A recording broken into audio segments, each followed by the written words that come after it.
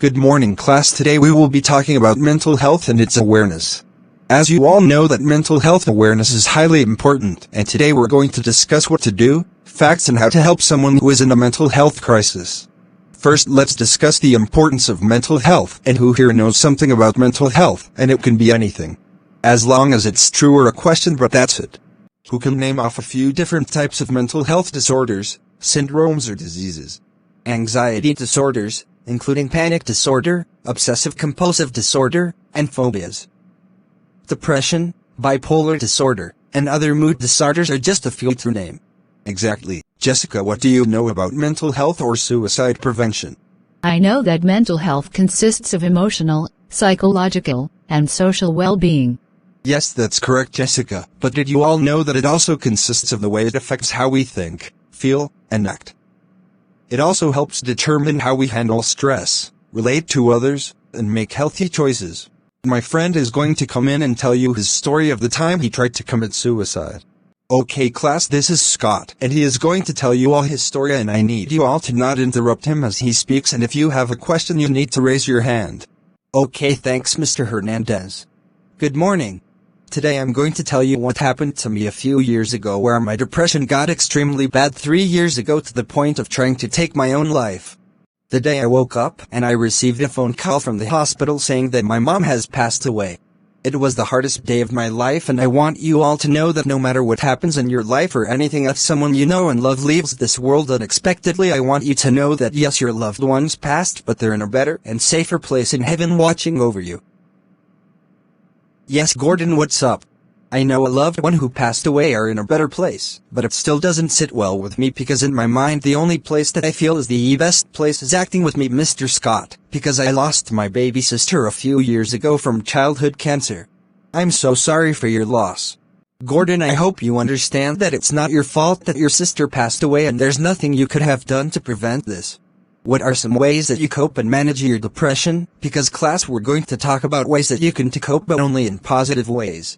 I know it's not my fault, but I sometimes for some reason think it's my fault, because I am her big brother, and it's my job to love and protect her from harm.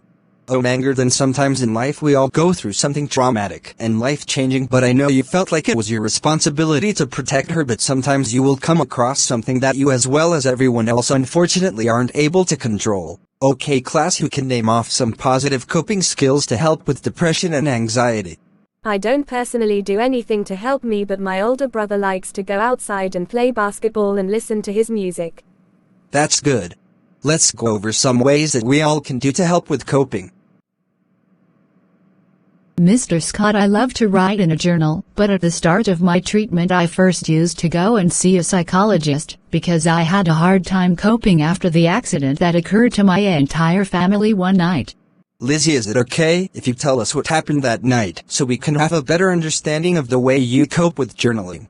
One night in the middle of the night my family had a terrifying fight for our survival as two men in black masks broke in shooting at all of us, but my mom didn't make it out alive, and my brother was shot in his lower back, paralyzing him from his waist down, but my dad and I were both able to make it out with bruises and cuts.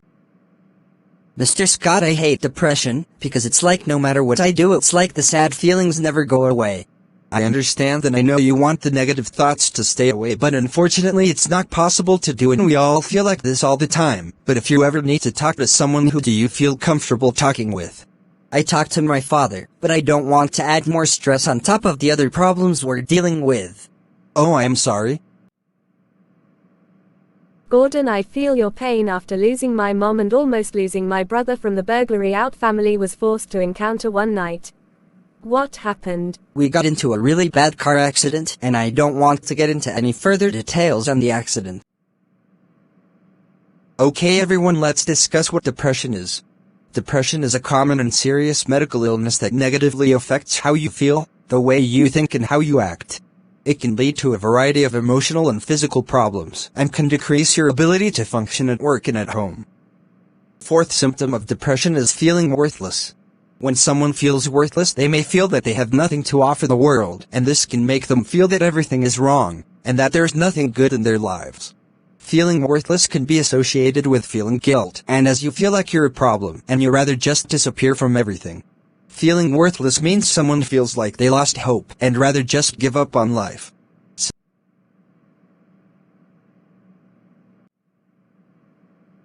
Wilfred, go ahead. Is insomnia where someone has a hard time getting to sleep or staying asleep? Yes, persistent problems falling and staying asleep, and it's caused by multiple different things such as poor sleep habits, certain medications, certain illnesses, and in our case depression. Symptom number 6 is irritability. Depression can cause irritability because depression is understood as a mood disorder and impairment in the regulation of emotions. The 6th symptom of depression is, or can be, problems with appetite. Who here knows anything about appetite? Regularly part of appetite, or something? It could be whatever you know or think you know, but it's fine, because I'm here to educate you all. Appetite changes can be a bad or a good thing, just depends. Appetite changes can happen on a day-to-day basis, and really, every day can be a little different. Hunger is the result of a complex mix of hormones, physical activity, sleep deprivation, uneven emotions, especially stress and depression. Depression can affect our appetite and change the relationship that we have with food. It can make you all eat unhealthy, eat more than usual, and it can also lead to a loss of appetite. You may believe that your health doesn't matter or that you don't deserve to eat or to feel better. Symptom number 7 is sleep difficulties and problems. Depression makes me lose my appetite and I just want to go to sleep all day long because nothing sounds fun. Depression can cause early awakening, excess sleepiness, insomnia, or restless sleep. Mr. Scott. Yes, Maria. After my brother passed away, I have been having episodes of insomnia because I keep thinking about what happened to him, and I feel like if I fall asleep I dream about the accident, so I try to just stay awake as much as possible.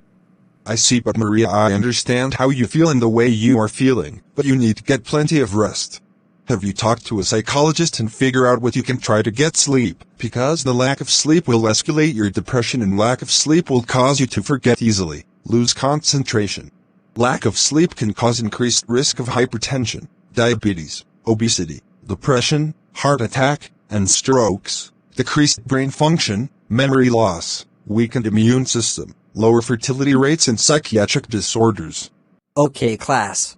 Now we're going to discuss the causes of mental health disorders and diseases. Yes, Gordon. I know it can be caused by genetics and many different substances and drugs such as cocaine or K2 drugs. That's right.